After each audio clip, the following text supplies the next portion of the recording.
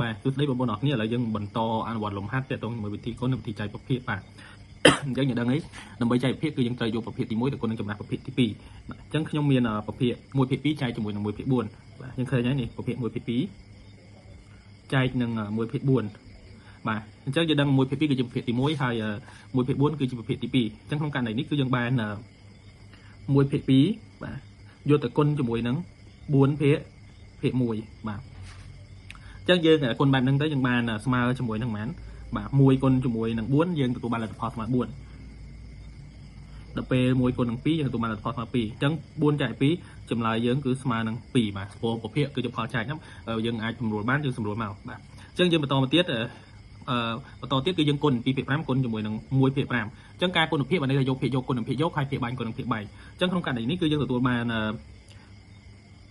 2ភាគ5បាទគុណជាមួយនឹងប៉ុន្មាន2យកទៅគុណជាមួយនឹង1បាទហើយ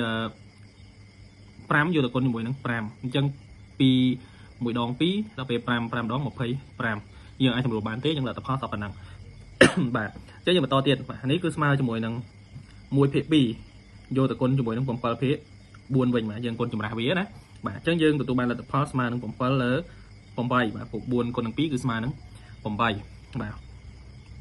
បន្តមកទៀតអានេះយើងគុណយកតែម្ដងទៅបាទអញ្ចឹង2គុណនឹង1ស្មើ2 9គុណនឹង5ស្មើនឹង45អញ្ចឹងយើងទទួលបានលទ្ធផល2នៅលើ45បាទអញ្ចឹងបន្តមកដល់សល់4លំហាត់ទៀតទុកឲ្យបងប្អូនអរគ្នាសាកល្បងខ្លួនឯងអញ្ចឹងណាបាទអញ្ចឹងយើងដល់សល់4លំហាត់ទៀតបាទអញ្ចឹងសង្ឃឹមថាបងប្អូនអរគ្នាអាចដោះស្រាយបានតាមរយៈការបង្ហាញខាងលើបាទអរគុណច្រើនជម្រាបលាហើយយើងជួបគ្នានៅវីដេអូក្រោយ